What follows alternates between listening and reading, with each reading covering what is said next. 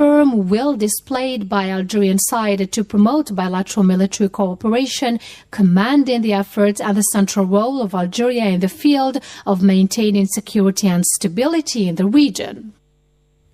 Foreign Minister Mr. Ahmed Attaf has received a telephone call from the U.S. Secretary of State Marco Rubio. On this occasion, Ahmed Attaf reiterated his congratulations to his American counterpart following his appointment as head of the U.S. State Department. The two parties welcomed the positive dynamic in Algerian-American relations and agreed to join their efforts to strengthen bilateral cooperation in priority areas such as defense, energy, agriculture, and science and technology. With regard to international multilateralism, the two ministers discussed developments in the situation in the Middle East, underlining their commitment to continuing coordination with the United Nations Security Council with a view to consolidating and perpetrating the ceasefire agreement in the Gaza Strip, and also to supporting the brothers in Syria and Lebanon to achieve security and stability and preserve their sovereignty and national unity. Algeria and Italy have signed a cooperation protocol police training as part of a visit by the Interior Minister Mr. Brahim Red to Italy. A press release said that the agreement, the first of its kind, constitutes a new framework capable of reinforcing the current dynamic between the two countries' interior sectors. Meanwhile, Mr. Marad has held talks in Rome with his Italian counterpart Matteo Piantedosi on bilateral cooperation. The two parties stressed the need to pursue joint efforts in the areas of security and development. The two parties also agreed to strengthen security coordination with a bilateral and multilateral framework to deal with common security threats, such as illegal migration, drug trafficking, and organized criminal networks. As you followed in our top stories, Algeria has affirmed that the cessation of operations by the United Nations Relief and Works Agency for Palestine Refugees, UNRWA, is tantamount to a death sentence for the Palestinians, notably the refugees, calling for an independent and thorough investigation into the Israeli allegations against the UN agency. Asabikar has more. Speaking at a briefing held at the request of Algeria on the challenges facing UNRWA, namely the Israeli ban of the agency's activities in the occupied Palestinian territories, Ammar Benjama underlined the vital role of UNRWA for the Palestinians, pointing out that it is impossible to replace or do without UNRWA. He said without UNRWA, no organization will be able to carry out 9,500 consultations and medical visits and provide psychological care for 1 million people, or food for 388,000 families dependent on the agency for their survival, and will guarantee the return of 660,000 Palestinian children back to UNRWA school, their only chance of accessing education. Ammar Benjama added that the UN agency was the backbone of the humanitarian response and that its role remained essential even with a ceasefire, warning that halting UNRWA's operations meant a death sentence for the Palestinians. On this occasion, he underlined that the question of the agency's neutrality had been raised on many occasions, citing the report which indicated that UNRWA had a more developed approach to neutrality than other UN entities and non-governmental organizations. Meanwhile, he continued, the agency still faces attacks and allegations. The diplomat affirmed in this respect that Algeria is deeply convinced that this type of allegation must be deeply and thoroughly investigated as false allegations. Algeria believes that any such allegations should be independently investigated. We must not let false claim undermine UNRWA's crucial role in the life of millions of Palestinians. Dear colleagues, international law is clear. On the one hand, the Israeli occupying power has the responsibility and must ensure human treatment of the Palestinian population and meet all their needs. On the other hand, the Israeli occupying power does not have sovereign rights over the occupying Palestinian territory. In addition, UNRWA, mandated by the UN General Assembly, acts on behalf of the UN members. The collective will of the international community cannot simply be disregarded by any member of the UN. The Commissioner General of the United Nations Relief and Works Agency, UNRWA, Filippo Lazzarini, has said that the full implementation of Israeli legislation concerning the agency will be catastrophic,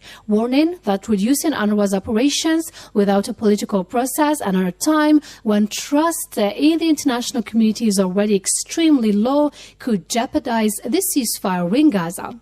In the wake of the ceasefire, we must contend with the devastation of the last 15 months and the enormity of the challenges ahead. UNRWA is the largest UN presence in Gaza, with 13,000 personnel and 300 premises. The agency is critical for supporting a shattered population and the ceasefire. And yet, in 2 days, our operation in the occupied Palestinian territory will be crippled as legislation passed by the Israeli Knesset takes effect.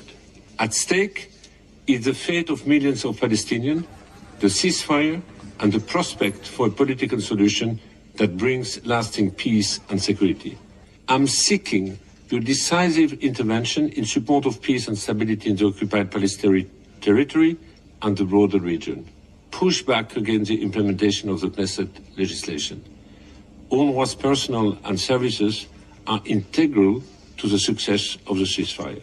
Let's know that the previous statements were made at a briefing held at the request of Algeria on the challenges facing UNRWA, namely the Israeli ban of the agency's activities in the occupied Palestinian territories.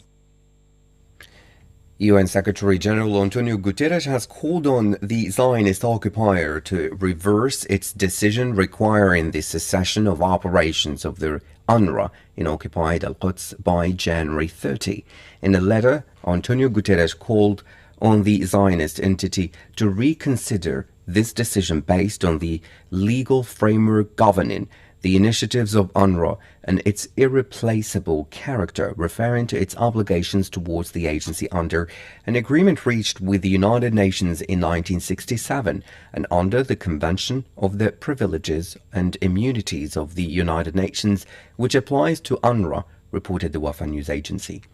He underlined that international law states that the entity does not have the right to impose its sovereignty over the occupied Palestinian territories and that it cannot invoke the provisions of its legislation, and including the law passed to ban UNRWA, to justify its failure to comply with its obligations under international law. Guterres referred to the General Assembly solutions that have granted UNRWA a mandate to operate in its areas of operation, including Al-Quds, stressing that under international law, an occupying power must establish mechanisms to assist civilians in the territories it occupies. The Israeli occupation forces continued today their wanton aggression against the city of Jenin in the north of the occupied West Bank for the 9th consecutive day, killing 17 Palestinians, wounding dozens and arresting more, amid widespread destruction of property and infrastructure. Said Bourazzi tells us more in this report. The Zionist occupation forces demolished the Hamza Mosque on Mahyub Street in the city of Jenin, while a drone bombed a site on the cinema roundabout, injuring a young man, reports the Wafa news agency. The soldiers prevented the ambulance from reaching him and detained him. 2 citizens were also injured after the occupying forces beat them near the Jalami checkpoint to the north of Jenin and arrested the young man, whose identity is not yet known, at dawn in the neighborhood of El Bayadir in Jenin. Occupation bulldozers also opened up roads deep inside the camp after demolishing the houses of the citizens, razing them to the ground, bulldozing them and widening the camp's streets, while the occupation forces forcibly evacuated the citizens from their homes in the east of the camp, known as the course roundabout. The occupation destroyed the infrastructure and streets around the school, the Camp Square, Mahyoub Street and the El Aloub and Eddamj neighborhoods, causing widespread destruction and havoc. The media reported clashes at the cinema roundabout in the center of Jenin and in the Hizbah neighborhood, while the occupiers violently beat a group of young people while their vehicles were deployed in several areas of the city, including the industrial zone, El Berid Street, the main roundabout and the Yahya Ayyash roundabout. The ongoing aggression against the city of Jenin and its camp has so far left many Palestinians dead, dozens injured, detained and forced evictions of families, in addition to the destruction of more than 100 homes. As part of his participation as representative of President of the Republic Abdelmajid Tebboune at the Summit of African Heads of State on Energy in Dar es Salaam, Tanzania, the Minister of State, Minister of Energy, Mines and Renewable Energies, Mohammed Darqab, has handed over a written message from the President of the Republic to the President of the United Republic of Tanzania, Ms. Samira Suluhu Hassan.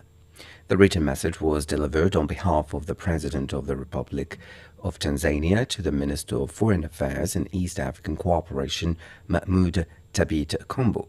On this occasion, Mr. Darqab conveyed to the Tanzanian President the fraternal greetings from his brother, Mr. Tebboune.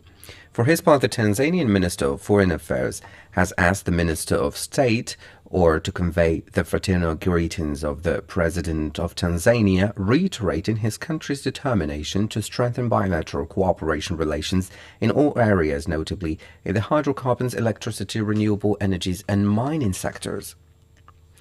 The proceedings of the Summit of African Heads of State on Energy in Dar es Salaam has wound up with the signing of the Dar es Salaam Declaration on Energy, in which African leaders pledged to expand access to energy, promote the use of renewable energies and stimulate private investment to eliminate energy poverty. More details with Said Bighazi.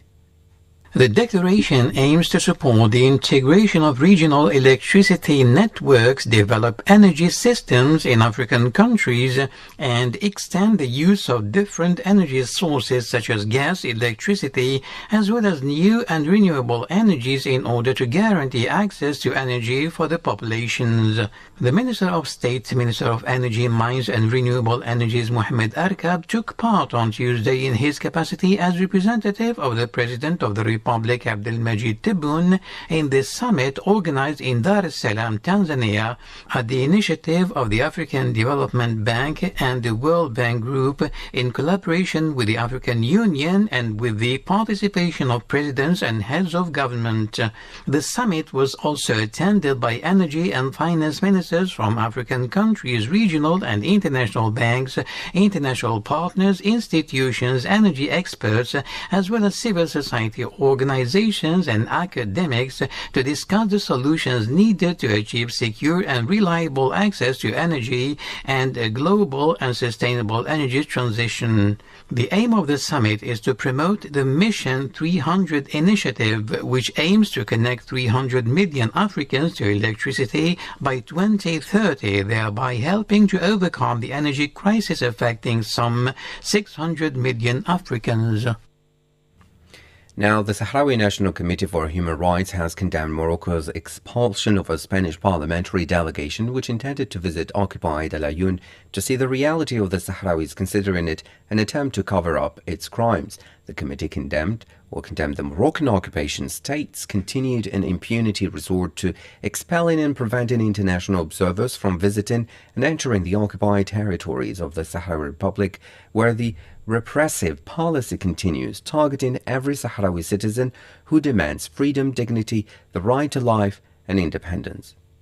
We are an official parliamentary delegation. The Moroccan occupation authorities were notified of our arrival through the Ministry of Foreign Affairs. We were not informed of any concerns beforehand. Yet, upon our arrival at El Ayoun airport, we found ourselves faced with the arbitrary decision of the Moroccan police to prevent us from getting off the plane and entering the territory. We were separated from the rest of the passengers on the plane, and they refused to respond to our multiple requests for explanations. That was a testimony of a member of the Spanish parliamentary delegation that was expelled. Now, the fate of Goma, a major city in the Democratic Republic of the Congo, appeared to be sealed as a meeting between the Congolese president and his Rwandan counterpart has been cancelled. Asiabika. The situation in the city of Goma is deteriorating, with daily violence increasing between the Congolese forces and the M23 rebels, while the crisis has spread to Kinshasa, where several embassies have been attacked. The president of the Democratic Republic of the Congo will not be taking part in a meeting with his Rwandan counterpart Paul Kagame, initially planned for the day of the initiative of Kenya to try to resolve the crisis in the east of the DRC. Yesterday, an official of the United Nations peacekeeping mission in the Democratic Republic of the Congo has warned of the risk of ethnic attacks in the east of the country, which has been ravaged by fighting. In a video addressed to the UN Security Council, Ms. Viviane van de Per said the ethnically motivated attacks in a region with a very sensitive history must be taken very seriously. Due to the intensity of the ongoing combat and the proximity of the front lines, humanitarian operations have been suspended or readjusted. Immediate action is required to alleviate the suffering of civilians and enable life-saving humanitarian efforts to proceed. Moreover, ethnically motivated attacks in a region with a very sensitive history need to be taken seriously. In the past 4 days, the Human Rights Office has documented at least one case of ethnically motivated lynching in an IDP site in Goma, as well as physical and verbal violence against journalists in Goma, all due to their perceived ethnic identity. She also shed light on the deteriorating security situation for civilians, with intense fighting leaving the streets littered with corpses in Goma, the main city in the east, and already largely in the hands of the armed group M23. For her part, the state minister in charge of foreign affairs has called for the immediate and the unconditional withdrawal of the Rwandan troops from the Congolese territories. Words have not been enough to end the human suffering and the aggression and onslaught on Goma. It is now time for the Security Council to act. Millions have been displaced, thousands are trapped in the besieged city of Goma with restricted access to food, water, electricity, security. Countless lives have been lost. Enough is enough. The Security Council should take note. They cannot remain silent or inactive any longer. We demand 5 immediate actions. The unconditional withdrawal of Rwandan troops from sovereign Congolese territory. There is no path to sustainable, peaceful resolution without this crucial step. On Sunday, the Security Council condemned the shameless disregard for the sovereignty and territorial integrity of the DRC and called for the withdrawal of external forces from the country.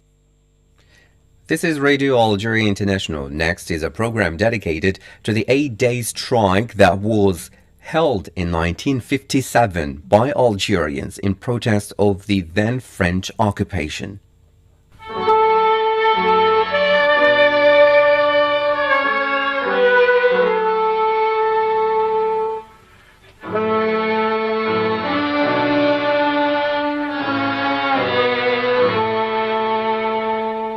Hello there and welcome to this program devoted to an important event that marked the Algerian history, the 8-day strike.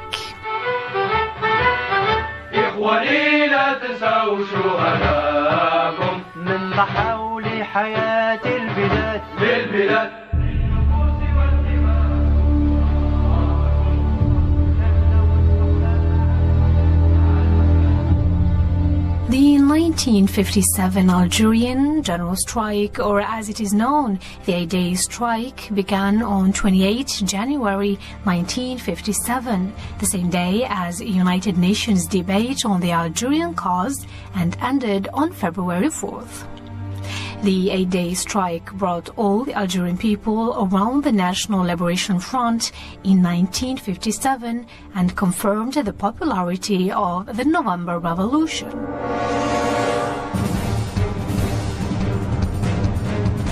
The Execution and Coordination Committee, which was the highest body of the November Revolution emerging from the Somam Congress, decided on the strike. The 8-day strike was postponed twice in order to coincide with the UN debate on the Algerian cause. Before the event, the committee had published several leaflets announcing the showdown. The militants insisted on people not to circulate in European cities and not to leave the Kasbah of Algiers. They also urged people to stock up food and water for 8 days. Veterans called on citizens to condemn torture and violence against Algerians and promote the Algerian cause on the international level through the strike. Moreover, the revolution figures in Algiers handed 10 million francs to militants to carry out the mission of mobilizing the people and setting food points throughout the district of Algiers. All this, however, was not sufficient. Colonial authorities heard about the strike and threatened to cut off food in Muslim neighborhoods. Veterans thus prepared themselves for the worst, knowing that they would have to feed the 700,000 inhabitants of Algiers, including 80,000 in the Kasbah.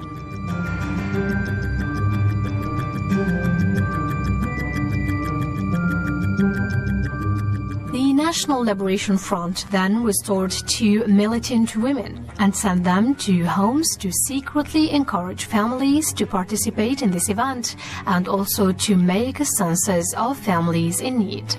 They distributed the vouchers to buy food in coordination with traders. Traders also took the initiative to store half of their merchandise for free distribution to residents.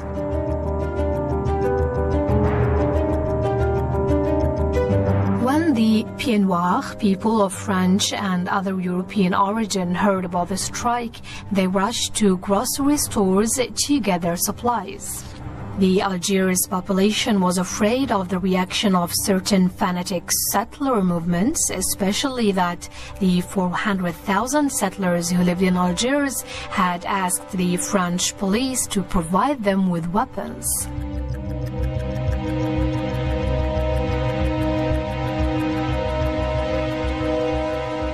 The political objectives of the strike have been achieved and Algeria's voice was heard around the world. On February 4, 1957, the UN General Assembly placed on its agenda the Algerian question. And although France still had influence at the UN, the November Revolution succeeded in winning an international dimension. The strike also dealt a blow to the argument of colonial France, which refused to negotiate with the National Liberation Front earlier, describing it as small guerrilla who did not express the will of the Algerian people.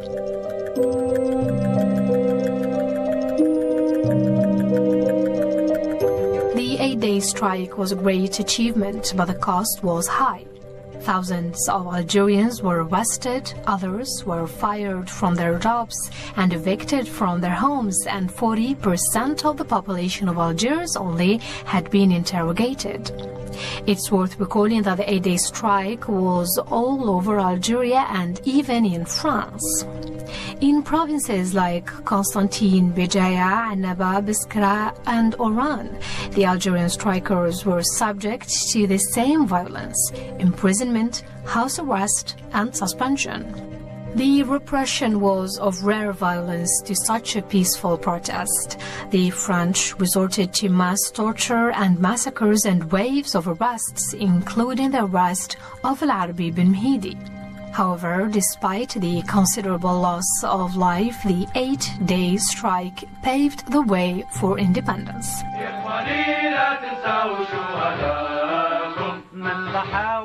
The strike is still recognized as a non-violent show of force intended to challenge colonial France with political and diplomatic objectives. The decision of the National Liberation Front to propel the revolution into the streets, as Al-Arabi bin Mhidi wanted, had not been in vain, and had allowed the whole world to admire the sacrifices of the Algerian people to recover independence.